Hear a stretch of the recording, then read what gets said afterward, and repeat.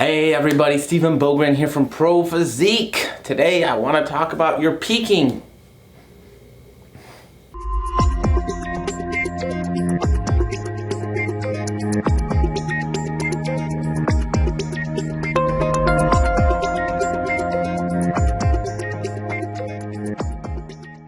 Woo! Hey everybody, how are you guys doing? Man, it feels good to be back. It feels good to, kind of really start feeling more like what I have to say is relevant with the bodybuilding shows starting to come back, and really a lot of things starting to get closer to, maybe normal-ish.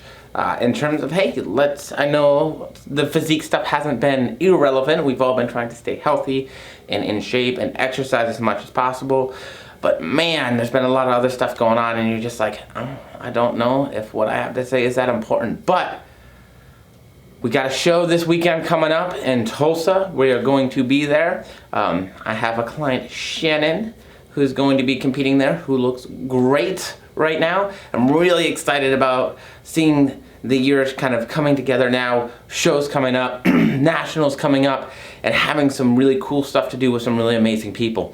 So let's talk a little bit about peaking, peak week stuff, because guess what? It's relevant again now. It is once again relevant. So what about peaking? Let's talk about some of the basic things. Some of the basic things during peaking that I think are going to make you look your best or help you to look your best for your show day. First and foremost, make sure you're lean enough. Being lean enough beforehand allows you to do all the right things to make sure that you can in fact look your best. There are a lot of things that we do during a contest preparation diet that are going to make you look, we'll say, worse if you're lean enough. A lot of heavy weight training, a lot of cardio. Those things are going to add more physiological stress. So we can see things like inflammation and stress response things happening in the body that can actually make us maybe look a little bit worse. So if we're lean enough, what we can do is we can start maybe getting those things down a little bit. Maybe our weight training during the week of peak week doesn't need to be balls to the wall, right? We don't need to go fucking crazy with it. We can tone it back a little bit. We can get a really good pump. We can get a good mind-muscle connection. We can still have it be a bit challenging, but it's not to failure and utilizing drop sets and all these other things. And we can still make sure that we're getting blood to the muscle to deliver nutrients and make sure that we're filling out and doing all the right things there. Make sure we can get a pump, but we're not doing so much to where we're really sore and we're just stressing the body and creating more of a cortisol response, right? And we can do the same thing with cardio. For the most part, I like to use more cardio than to cut food. But what we can do during peak week is we can start dropping that cardio down bit by bit by bit. And so we're decreasing the amount of physiological stress that we are putting on the body during this time. Which does what? It helps us to look better. It helps us to recover more. It helps to make sure that we are going to bring the best possible look that we can. Now, these are just physiological stress markers. Yep, absolutely. Can we do stuff about work? Maybe, maybe not, especially if you have a physically demanding job. I do have clients that work out in the sun and do labor work as well, and that is a little bit harder to manage, but again, you just have to work around it.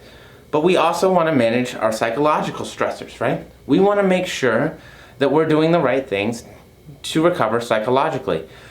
Because when we talk about cortisol and stress response, it's not just one or the other. It's both of them. Smack, smack. It's like a peanut butter and jelly sandwich. Physiological and psychological stress, and then our life is the nice soft bread on the outside.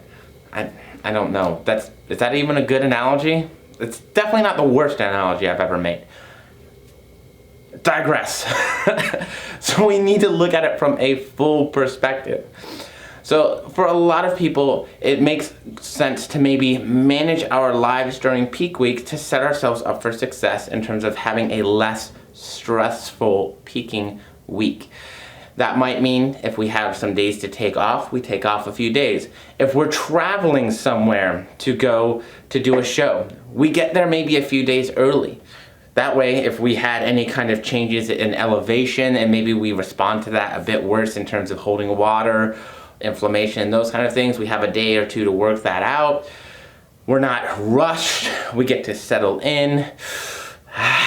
We have plenty of time to relax at the hotel or an Airbnb or wherever we might be staying. It gives us the opportunity to manage those things a little bit more.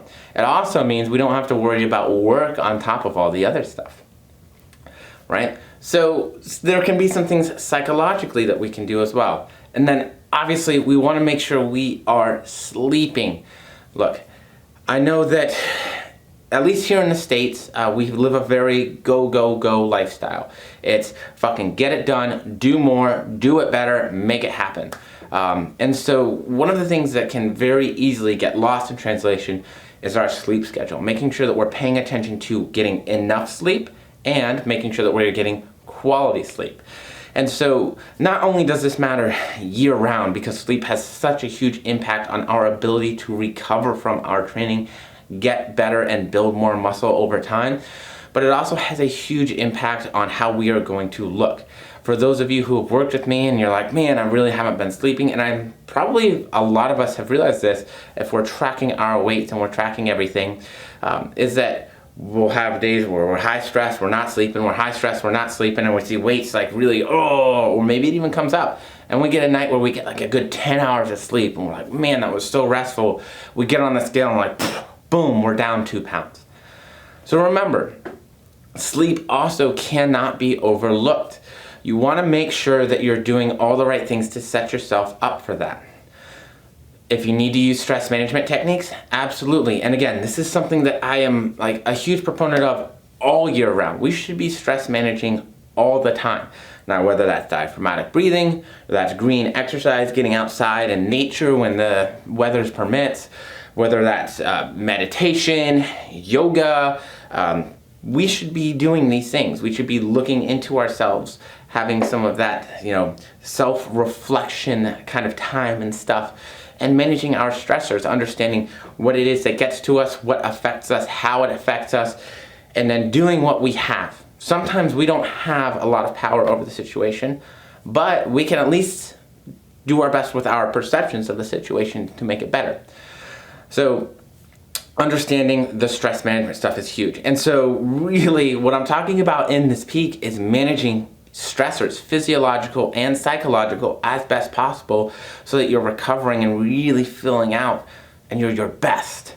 Because when are we our best?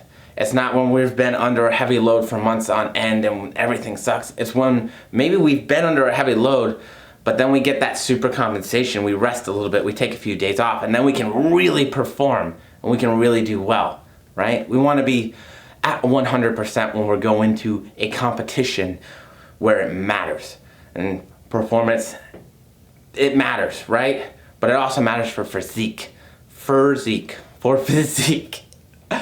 So if you find that you have a hard time getting those things done, what you can do is you can look at maybe a cortisol support supplement.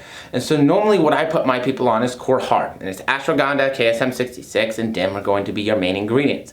And that can help. And what I have seen, not only in myself, because yes, I've taken it in my preps, but in my clients, is better mood state. They're a little less cranky. They're a little less mad.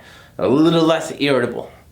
Better sleep and sleep quality. And again, that comes back to everything else we already talked about and is of a vast importance. Okay? Better recovery and training sessions, which again, just helps us in a whole slew of things. So the Core Hard can absolutely be a game changer for a lot of people, and it can help if maybe we're still having issues managing some of those other things. Again, I put all of my competition prep clients on Core Hard as long as there's no reason not to, and I find that it is a huge benefit. So it is definitely something I recommend. But that alone sometimes isn't going to be enough. Make sure you're still paying attention to your sleep. Make sure you're still paying attention to your stress management and how you're managing your peaking stuff. So those are some of my tips on how to bring a better peak. And then obviously, of course, don't cut your water, don't cut your sodium, don't do the silly things to make yourself flat on stage. That's it. I'll leave it there, guys. If you're gonna be in Tulsa, come say hello next weekend. Other than that, I will leave it there and talk to you soon.